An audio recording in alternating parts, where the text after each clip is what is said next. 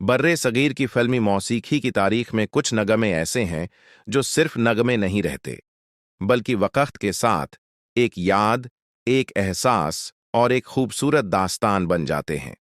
ऐसे गीतों की खूबी यह होती है कि इन्हें सुनने के लिए किसी खास जमाने या उम्र से ताल्लुक रखना जरूरी नहीं होता। जब इनकी धुन कानों में पड़ती है तो दिल को यूं महसूस होता है जैसे कोई बहुत पुरानी बात अचानक याद आ गई हो। ऐसा ही एक खूबसूरत और रूमानी गीत है, 100 साल पहले मुझे तुमसे प्यार था, आज भी है और कल भी रहेगा।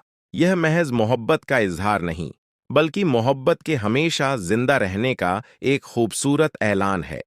इस गीत को मशहूर शायर हसरत जयपुरी ने अपने खूबसूरत अल्फाज से सजाया, जबकि लता मंगेशकर और मोहम्मद रफ़ी जैसी अजीम आवाज़ों ने इसे अपनी आवाज़ देकर अमर कर दिया। इस गीत में मोहब्बत है, इंतज़ार है, वफ़ा है, खूबसूरती है और सबसे बढ़कर एक ऐसा यकीन है कि सच्ची मोहब्बत वक़्त के गुजरने से ख़त्म नहीं होती। मोहब्बत जो वक़्त की पाबंद नहीं।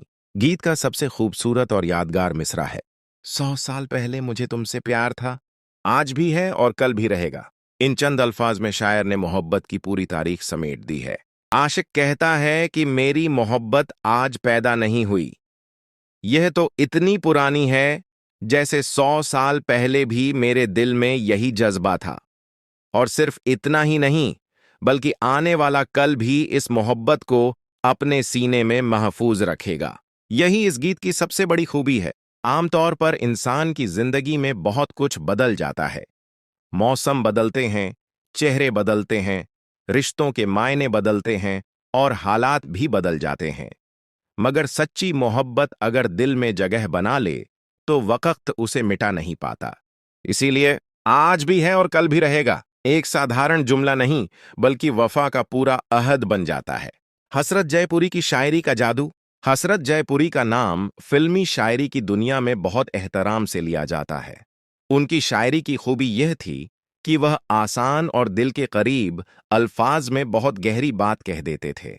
उनके गीतों में मोहब्बत के अलग अलग रंग दिखाई देते हैं।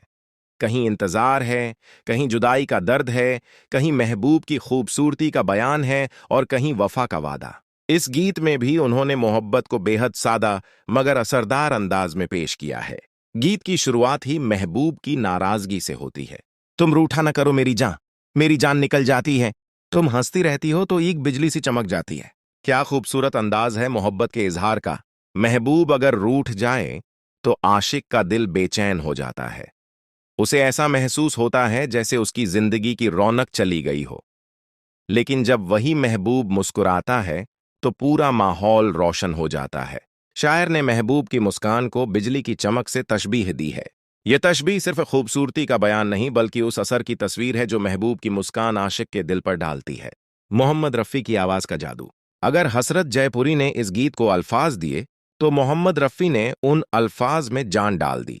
मोहम्मद रफ़ी साहब की आवाज में एक ऐसी मिठास थी जो रूमानी गीतों के लिए बेहद मुनासिब थी। उनकी आवाज में दर्द भी था, मोहब्बत भी थी, शराफत भी थी और एक खास तरह की नरमी भी थी। वह सिर्फ गीत नहीं गाते थे, बल्कि हर लफ्ज को महसूस करके सुनने वाले तक पहुंचाते। नाज़रीन, ये था खूबसूरत गीत लता मंगेशकर और मोहम्मद रफ़ी की आवाज़ में 100 साल पहले मुझे तुमसे प्यार था, आज भी है और कल भी रहेगा।